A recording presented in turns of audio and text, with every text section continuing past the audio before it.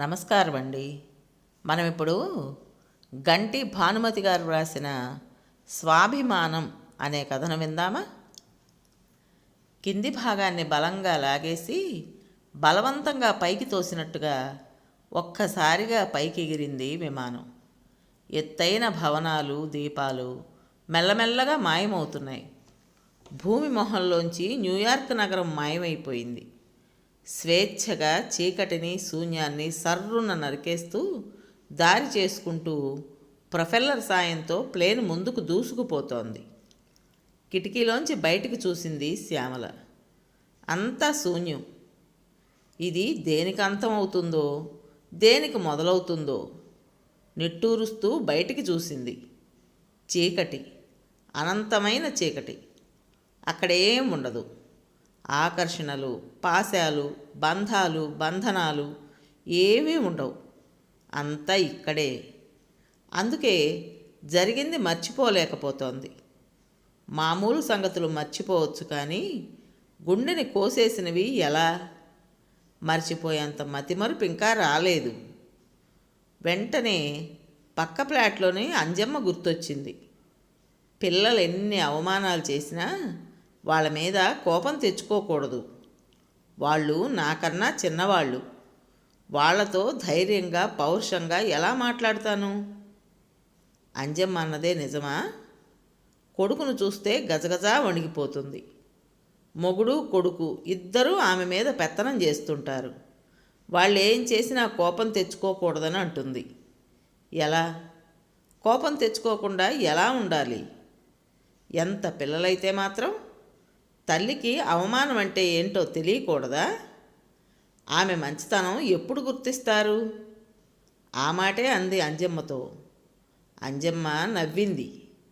తల్లి మంచితనం పిల్లలు గుర్తించాలన్న రూలేం లేదు. నా విధి నేను చేస్తాను. మరి వాళ్ళ విధి? నీదంతా వెర్రి. పిల్లలు అవమానిస్తే కోపం తెచ్చుకోవాలి. పిల్లలైనంత మాత్రాన వాళ్ళు అవమానిస్తే మర్చిపోయి ఎప్పటిలాగే ప్రేమిస్తే నీ ఆత్మగౌరవానికి, ఆత్మాభిమానానికి విలువేముంది? నీకు తెలియదు శ్యామల. నువ్వు చాలా అదృష్టవంతురాలివి. నువ్వు స్వతంత్రురాలివి. నువ్వు నీ కొడుకు మీద ఆధారపడి లేవు. ఎప్పుడైతే, ఎక్కడైతే ఆధారపడటం ఉంటుందో అక్కడ స్వతంత్రం ఉండదు, వ్యక్తిత్వం ఉండదు. ఆత్మగౌరవం అంటే ఏమిటో తెలియనట్టుగా ఉండాలి. నేను ఆయన వాడి మీద ఆధారపడి ఉన్నాం కాబట్టి చిన్నా చితకా స్పర్ధలు సర్దుకుపోవాల్సిందే. మొగుడితో సర్దుకున్నట్టే కొడుకుతో కూడా సర్దుకుపోవాలి. ప్రతి తల్లికి, కొడుక్కి ఘర్షణ ఇదే. అది లోపల ఉంటుంది. దాన్ని అధిగమించే వ్యాపకం ఉంటే పర్వాలేదు. అది లేకపోతేనే ప్రతి క్షణం లోపల సంఘర్షణ. అంజమ్మ, నువ్వే రైటు. ఆధారపడ్డ తల్లికి స్వతంత్రం చాలా తక్కువ అని మనసులో అనుకుని కళ్ళు మూసుకుంది శ్యామల. ఇంటి భారం, పిల్లలిద్దరి భారం అవలేలగా భుజానికి ఎత్తుకుని బాధ్యతని విలువల సిలువగా మోసిన రోజుల్లో కూడా ధైర్యంగా ఉంది. ఏనాడు కృంగిపోలేదు.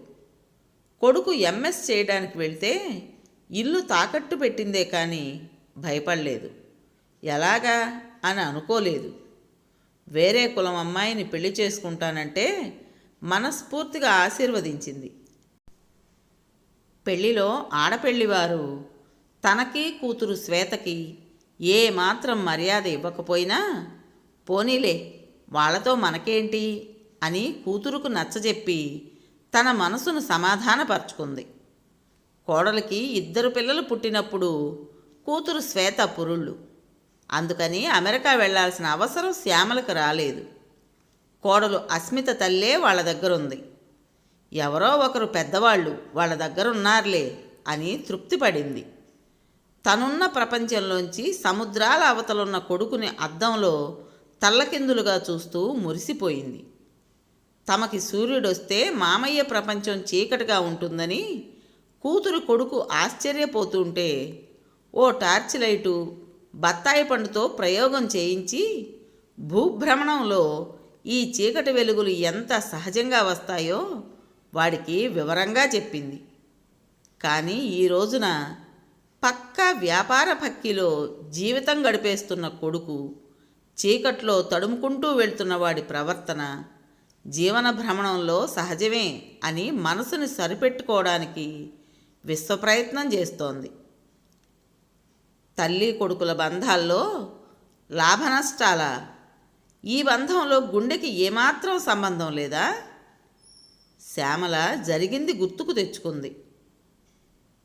అమెరికా రమ్మనమని రోజు ఫోన్లు చేస్తుంటే పక్కింటి అంజమ్మకి, పైనుండే శేషయ్యకి చెప్పింది.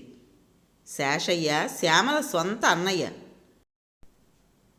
కూతురు పెళ్లి చేశావు, 2 పిల్లలకు పురుళ్ళు పోసావు, ఇంకా రిటైర్ అయిపోయి కొడుకు దగ్గరికెళ్ళు, ఎన్నాళ్ళు ఇలా ఒక్కదానివి ఉంటావు? కొడుకు, కోడలు, మనవలు అక్కడే వాళ్లతోనే ఉండు. ఇద్దరూ అదే అన్నారు. శేషయ్య దగ్గరుండి అన్ని పనులు పూర్తి చేయించి విమానం ఎక్కించాడు. సరిగ్గా ఇలాంటి విమానంలోనే 3 నెలల క్రితం ఎప్పటినుంచో రమ్మంటున్న కొడుకు నరసింహం ఉన్న న్యూయార్క్కి వెళ్ళింది. కోడలు అస్మిత, 3 ఏళ్ల మనవడు ప్రతీక్, 1 ఏడాది మనవరాలు ప్రీతి చేతులు చాచి నవ్వుతూ ఆహ్వానించారు. ఓ 15 రోజులు గడిచేసరికి శ్యామల ఇంటి బాధ్యతని మెల్లిమెల్లిగా తీసేసుకుంది. వంట చెయ్యడం, పిల్లల్ని చూడడం, పార్కుకు తీసుకువెళ్ళడం, ప్రీతికి పాలు పట్టడం, జ్యూస్ పట్టడం, ప్రతీక్కి అన్నం తినిపించటం, బట్టలు మార్చటం అన్నీ కూడా ఎంతో ఇష్టంగా, మనస్ఫూర్తిగా, ఆనందంగా చేసింది. వాళ్ళని ఆడించింది, పాడించింది, కథలు చెప్పింది, జోలపాటలు పాడి వాళ్ళని నిద్రపుచ్చింది. పిల్లలు బాగా దగ్గరయ్యారు. కానీ అస్మిత దగ్గరవ్వలేదు. పోనీలే అనుకుంది. గంటల తరబడి తల్లితో మాట్లాడుతుంది. నాతో ఓ 10 నిమిషాలు కూడా గడపదే అని అనుకున్న క్షణాలు ఉన్నాయి.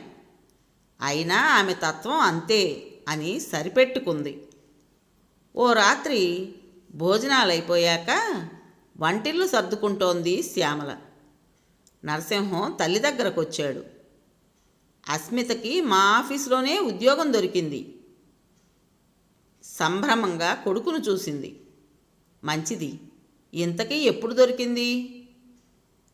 ఉద్యోగం వచ్చి చాలా రోజులే అయింది. శ్యామల మనసు చిన్నబోయింది. ఎందుకు చెప్పలేదు అని అడిగితే, చెప్పాలని రూలేం లేదు కదా అని అంటే, అస్మితకి ఉద్యోగం వచ్చింది, మేమిద్దరం ఉద్యోగాలకు వెళ్తాం, నువ్వు పిల్లల్ని చూడగలవా అంటే ఎంతో సంతోషించేది. కానీ శ్యామల తన భావాలని పైకి కనిపించనీయలేదు.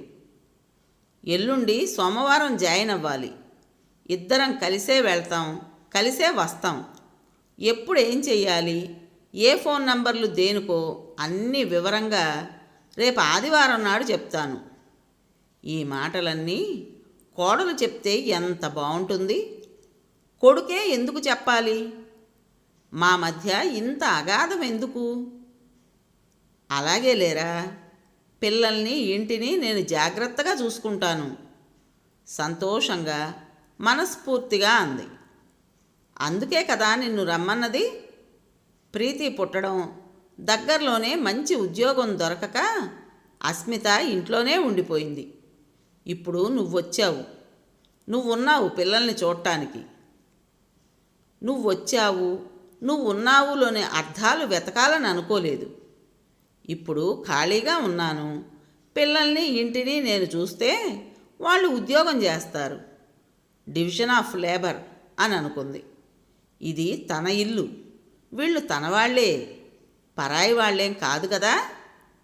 శ్యామల కొడుకు కోడలు వెళ్ళిపోయాక ప్రతీక్ని బస్ ఎక్కించి ప్రీతిని తయారు చేసి వంట చేసి ఇల్లు సర్ది భోజనం అయ్యాక మనవడిని తీసుకొచ్చి వాడికి తినిపించి కొంచెంసేపు ఇంట్లో ఆడిపించాక సాయంత్రం ఎదురుగా ఉన్న పార్కుకు తీసుకువెళ్తుంది.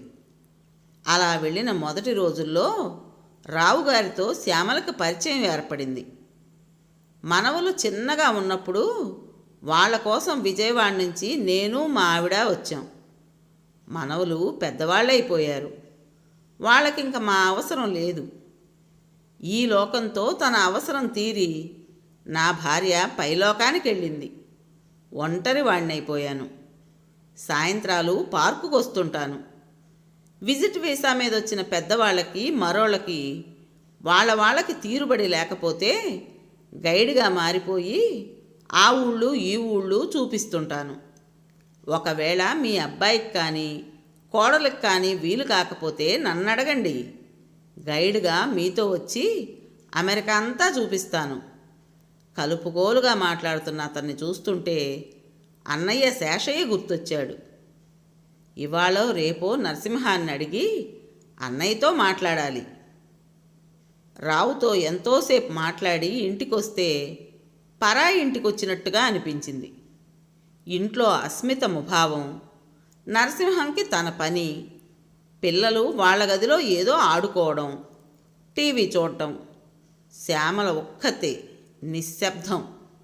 కానీ ఈ జీవితానికి అలవాటు పడాలి, తప్పదు. ఇండియా జీవితం వేరు, అమెరికా జీవితం వేరు. కంపారిజన్ లేదు. అలా కంపేర్ చేస్తూ బతకాలని లేదు. జీవితం ఎప్పుడూ నచ్చినట్టుగా ఉండదు. ఎలా ఉన్నా జీవితాన్ని ఆహ్వానించాలి. అలవాటు లేని పనులు, గిన్నెలు తోముకోవడం, పిల్లల పనులు, విశ్రాంతి తక్కువ అవడంతో ఒంట్లో సరిగ్గా ఉండడం లేదు. కాళ్ళు నొప్పులు, జ్వరం వచ్చినట్టుగా అనిపిస్తోంది. అయినా అలాగే పనులు చేస్తోంది. కొడుక్కు చెప్పడానికి ఇష్టపడలేదు. తన దగ్గరున్న కిట్లోంచి క్రోసిన్ తీసివేసుకుంటోంది. దేనికి ఏమందో అన్నీ రాసుకుని వచ్చింది. పార్కుకు తీసుకువెళ్ళాలనిపించక ప్రతీక్ని టీవీ ముందు కూర్చోబెట్టి కార్టూన్లు పెట్టింది. ప్రీతిని తన గదిలో పడుకోబెట్టింది. సోఫాలో కూర్చుని కళ్ళు మూసుకుంది. నిద్ర పట్టేసింది. నానమ్మ లే, పార్కుకి వెళదాం లే అంటూ శ్యామల చేయి పట్టుకుని లాగాడు ప్రతీక్. ఉలిక్కిపడి కళ్ళు తెరిచింది. చెయ్యి లాగుతున్న ప్రతీక్ని దగ్గరకు తీసుకుని ముద్దు పెట్టుకుంది. చెల్లి పడుకుంది కదా, లేచాక వెళదాం. కార్టూన్లు చూడు. పోనీ నా ఒళ్ళో కూర్చుని టీవీ చూస్తావా? రా, మనిద్దరం చూద్దాం, సరేనా? ప్రతీకు కోపంగా రిమోట్ని శ్యామల చేతిలోంచి లాక్కుని టక ఛానల్స్ నొక్కి మార్చేసి రిమోట్ని కింద పడేసి గట్టిగా ఏడవడం మొదలుపెట్టాడు. ఇప్పుడే వెళదాం రా అని గట్టిగా అరుస్తున్నాడు. వాడి అరుపులకి ఏడుపుకి శ్యామల భయపడింది. ఇక్కడ పిల్లల్ని ఏం అనకూడదు, తిట్టకూడదు, కొట్టకూడదు, ఏడిపించకూడదు. ఎవరైనా కంప్లైంట్ ఇచ్చారంటే పోలీసులు పట్టుకుంటారు. ఇది మన దేశం కాదు. పిల్లలతో చాలా జాగ్రత్తగా ఉండాలి. ఇంచుమించుగా ఇదే అర్థం వచ్చేటట్టు కొడుకు చెప్పాడు. పార్కులో రావుగారు కూడా చెప్పారు. తన వెంట తెచ్చిన పెద్ద బాల సెక్షన్ తీసుకొచ్చి ప్రతీక్ దగ్గర కూర్చుని అందులో ఉన్న పదాలకి యాక్షన్ చేస్తూ అర్థం చెప్తోంది. వాడు కోపంగా ఆ పుస్తకాన్ని శ్యామల గదిలోకి విసిరేశాడు. ఆ పుస్తకం కాస్త ప్రీతి ఉన్న మంచానికి గట్టిగా తగిలేసరికి శబ్దం అయింది. ఆ శబ్దానికి ప్రీతి లేచి ఏడవడం మొదలెట్టింది. శ్యామల దాన్ని ఎత్తుకుని ఓ జ్యూస్ సీసాని దాని నోట్లో పెడుతూ టీవీ ఎదురుగా ఉన్న సోఫాలో కూర్చోబోయింది. ఏడుస్తున్న ప్రీతి సీసాని తోసేసింది. అది కాస్త ఏడుస్తున్న ప్రతీకకు తగిలింది. అసలే నిప్పు తొక్కిన కోతిలా ఉన్నాడేమో, దానితో ఇంకా గొంతు పెంచి ఏడవడం మొదలెట్టాడు. సరిగ్గా అదే సమయానికి కొడుకు నరసింహం, అస్మిత తలుపు తీసుకుని లోపలికొచ్చారు. ఏడుస్తున్న పిల్లలు, వాగుతున్న టీవీ, నుంచున్న శ్యామల. ఏమిటి ఈ ఏడుపులు? ఇవాళేనా, లేకపోతే రోజు ఇంతేనా? నొసలు చిట్లించి అంటున్న అస్మితని చూసి తెల్లబోయింది. ఏం చెప్పాలో వెంటనే తోచక అలాగే చూస్తూ ఉండిపోయింది. వాళ్ళిద్దరూ అలా ఏడుస్తుంటే సముదాయించకుండా టీవీ చూస్తున్నారా? ఇవాళ ఏదో పనుందని మేము తొందరగా వచ్చాం కాబట్టి మీరు పిల్లల్ని ఎలా చూస్తున్నారో తెలిసింది. లేకపోతే పిల్లలు మీ దగ్గర బాగున్నారని అనుకుంటూ ఓ రాంగ్ నోషన్లో ఉండేవాళ్ళం. ఏదో చెప్పడానికి నోరు తెరవబోయింది. కొడుకును చూసింది. అనువదించలేని భావాలతో ఉన్న ఆ చూపులకి కృంగిపోయింది. తనని ఎలా డిపెండ్ చేసుకోవాలో ఆమెకి తెలియలేదు. బయటికి తీసుకువెళ్ళమని ప్రతీక్ గొడవ చేస్తుంటే టీవీ కార్టూన్లు పెట్టాను. ప్రీతి లేచాక వెళదామన్నాను అంది మెల్లగా. వింతగా చూసింది అస్మిత. కార్టూన్లా? అవి కార్టూన్లా? అదే ఛానల్, కాస్త చూడండి. హిందీ సీరియల్ వస్తోంది. మీరే చూస్తూ వాడికి కార్టూన్లు పెట్టానని అంటారే? ఆశ్చర్యంగా టీవీ చూసింది. నిజమే, ఏదో హిందీ సీరియల్. ప్రతీకు ఇందాక కోపంలో మార్చేసినట్టున్నాడు. నరసింహాన్ని చూసింది. నువ్వేం చెప్పకమ్మా, కనపడుతున్న దానికి ఎలాంటి సంజాయిషి ఇస్తావు అంటూ తల్లిని చూశాడు. భూమిలోకి జారిపోయినట్టుగా అనిపించింది. బయట కూడా ఏం పెద్దగా పట్టించుకుంటున్నారని ఏదో చెప్పబోతున్నారు. ఎప్పుడూ ఎవరితోనో మాట్లాడుతుంటారట. నాకేం తెలియనట్టుగా ఉంటున్నాను. నాకు ఈ సంగతి ఎప్పుడో తెలుసు. రాయిలా ఉండిపోయింది. నేను నరసింహంతో చెప్తూనే ఉన్నాను, మీ మమ్మీకి పిల్లల్ని చూడటం రాదు అని. కానీ తను వినలేదు. మా అమ్మ అమెరికా రావాలి, అమెరికా రావాలి అని పట్టుబట్టాడు. మా మమ్మీ ఎంత బాగా చూస్తుందో. పిల్లలు కూడా సంతోషంగా ఉండేవారు. మా సిస్టర్కి బాబు పుట్టాడని అక్కడికి వెళ్ళింది. లేకపోతేనా? చెవుడొస్తే బావుండుననిపించింది శ్యామలకి. అస్మిత, స్టాప్ ఇట్ అన్నాడు నరసింహం. ఈ లోపల పిల్లలిద్దరూ ఏడుపు ఆపేశారు. అంత కోపం ఎందుకు? మా మమ్మీ వచ్చే వరకు పిల్లలిద్దరినీ డే కేర్ సెంటర్లో పెడదామంటే ఏమన్నావు గుర్తుందా? అమ్మ పిల్లల్ని చూస్తే $1500 మిగులుతాయని అనలేదా? అన్నావా లేదా? చూడు ఇక్కడేం జరుగుతోందో, ఎంత మిగులుతోందో. ఈవిడకయ్యే ఖర్చుకి డే కేర్ సెంటర్ ఖర్చుకి ఏం తేడా లేదు. అంతా ఒకటే. పోనీ పిల్లలేమన్నా అంటూ శ్యామల కేసు చూసింది. శ్యామల గుండె నిశ్శబ్దంగా 1000 ముక్కలయింది. ముక్కలన్నీ చర్మాన్ని చీల్చుకుని బయటకు వచ్చేస్తాయేమోనని కుడి చేత్తో గుండెని గట్టిగా అదుముకుంటూ గదిలోకి వెళ్ళిపోయింది. ఆ తర్వాత ఏం జరగనట్టే కొడుకు కోడలు ప్రవర్తించినా శ్యామల మామూలుగా ఉండలేకపోయింది. ఆ తర్వాత చాలా రోజులకి పిల్లల్ని తీసుకుని పార్కుకి వెళ్ళింది. అక్కడ రావుగారు కనిపించారు. చాలా రోజులైంది మీరిక్కడికొచ్చి. చాలా డల్గా ఉన్నారు. ఏం సిస్టర్, ఒంట్లో బాగాలేదా? పోనీ ఓ పని చేయండి. అమెరికా చూడటానికి వచ్చిన కొంతమంది పేరెంట్స్ని తీసుకుని బఫెలో, నయాగరా, వాషింగ్టన్ అది చూపించడానికి వెళ్తున్నాను. ఇలాంటి టూర్స్ వేస్తుంటానని తెలుసు కదా. కొంచెం చేంజ్, సరదాగా రండి. బుష్ గారిల్లు అది చూద్దురు గాని నవ్వుతూ అన్నారు. ఏం మాట్లాడలేదు శ్యామల. రెట్టించి మరోసారి అడిగేసరికి కళ్ళల్లో నీళ్లు తిరిగాయి. నరసింహం కన్నా ఈ రావుగారు చాలా దగ్గర మనిషిలా అనిపించాడు. ఒక్కసారిగా గంగమ్మ పొంగింది. ప్రవాహానికి ఆనకట్ట వేయదలుచుకోలేదు. ఆ రోజు తేలికైన మనసుతో వచ్చింది. అస్మిత పిన్ని కూతురు బోస్టన్లో ఉంటోంది. సత్యనారాయణ వ్రతం చేసుకుంటోందని అందరూ శుక్రవారం సాయంత్రం అక్కడికి వెళ్ళడానికి తయారవుతున్నారు. నరసింహం, ప్రతీక్ శ్యామల్ని రమ్మన్నారు. శుక్రవారం రాత్రికే వెళ్ళిపోయి ఆదివారం పొద్దున్నే వచ్చేయాలని నెల రోజుల ముందు నుంచే వాళ్ళు ప్లాన్ వేసుకున్నారు. శ్యామల రానంది. వాళ్ళు వెళ్ళిపోయారు. ఆదివారం నాడు నరసింహం, అస్మిత పిల్లలు వచ్చారు. వెంటనే శ్యామల గురించి పట్టించుకోలేదు. ఓ గంట పోయాక ప్రతీక్ గుర్తించాడు. నాయనమ్మ గురించి అడిగితే లోపల ఎక్కడో ఉంటుందిలే అంది అస్మిత. నరసింహం ఇల్లంతా చూశాడు. శ్యామల కనపడలేదు. వంటింట్లో ఏమీ చేసుకున్నట్టుగా కూడా అనిపించలేదు. అదే అన్నాడు అస్మితతో. ఎక్కడికి పోతారులేండి, ఇక్కడే ఎక్కడో ఉంటారు. ఏదో చిన్న నాటకం. మనం ఇవాళ వస్తామని తెలిసి కూడా ఇంట్లో లేరు అంటే ఏమిటి అర్థం? జలసి. ఇల్లు దులపడానికి సిద్ధపడుతోంది. అమ్మకి జలసియా? ఎందుకు? నేను కొడుకునే, పరాయవాణ్ణి కాదు కదా. నా మీద జలసి ఉంటుందా? జలసి ఉన్నది మీ మీద కాదు, నా మీద. పెళ్ళైన 8 ఏళ్లకే మీ నాన్నగారు పోయారని అన్నారు.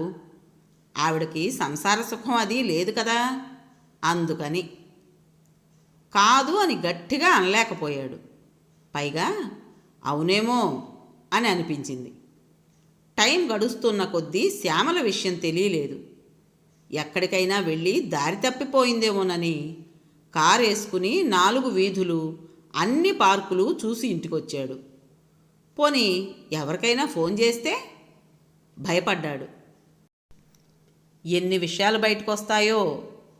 చిన్న విషయాలే కావచ్చు, కానీ నలుగురి నోళ్లలో నానితే పెద్దగా అవుతాయి. పోలీసుల సాయం తీసుకుందామంటే దానంత నరకం ఇంకోటి ఉండదు. అమెరికాలో పోలీసులతో వ్యవహారం అంటే కురివే. ఆత్మహత్య కానీ చేసుకోలేదు కదా. ఆ ఆలోచనకే కంపించిపోయాడు.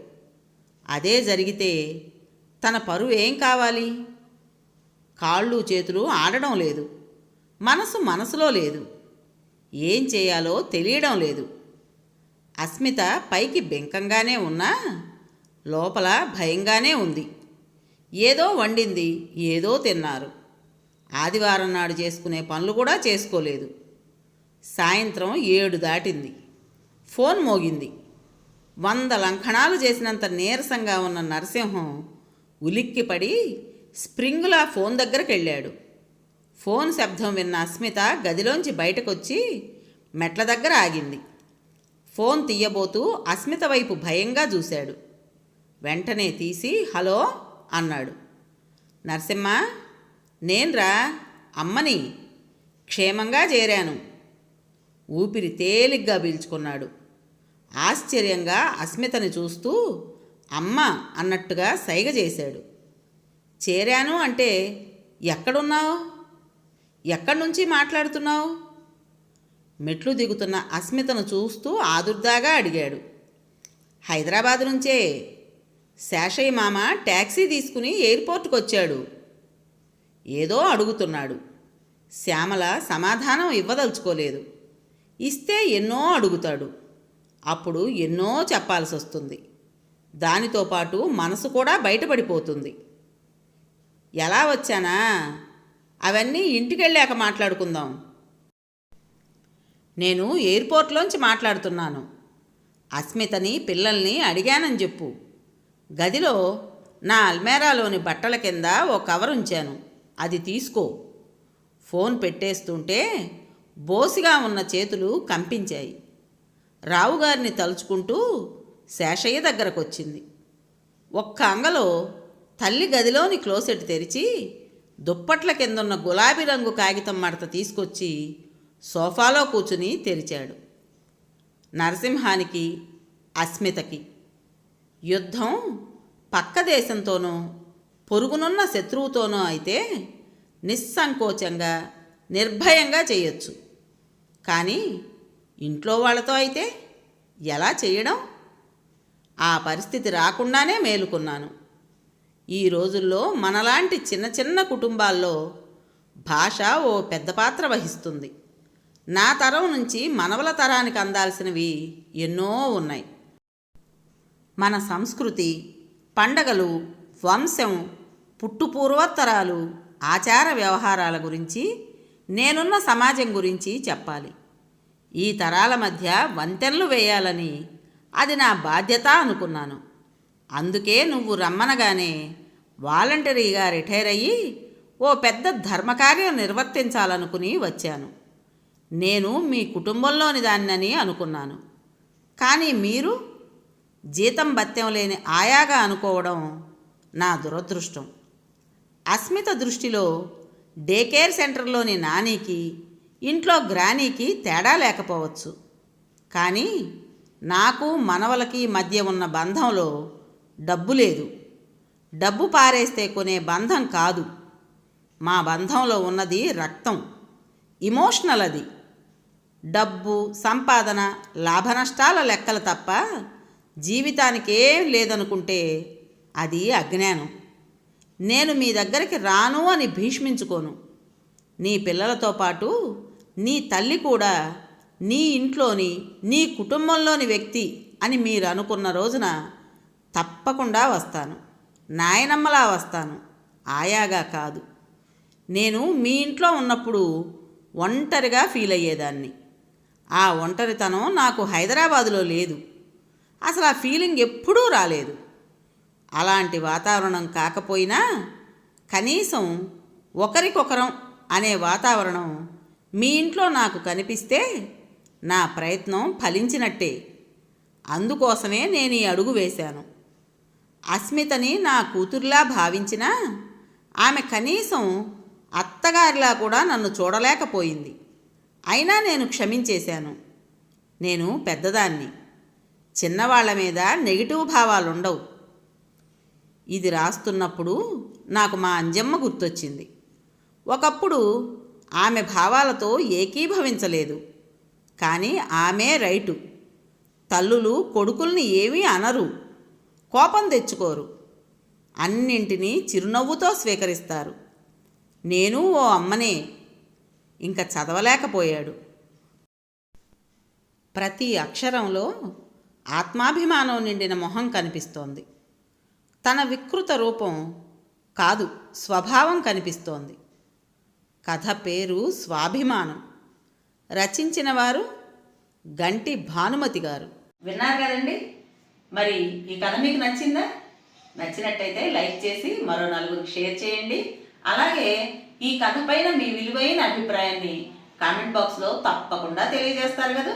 మరి ఇంత మంచి కథను మనకు అందించిన రైటర్ గారికి మనందరి తరపున మనస్ఫూర్తిగా ధన్యవాదాలు తెలుపుకుంటూ, ఇటువంటి మంచి మంచి కథల కోసం కొత్త వాళ్ళు మన ఛానల్ని తప్పకుండా సబ్స్క్రైబ్ చేసుకోండి. రేపు మరో మంచి కథతో మీ ముందుకు వస్తాను. అప్పటి వరకు ఉంటానండి.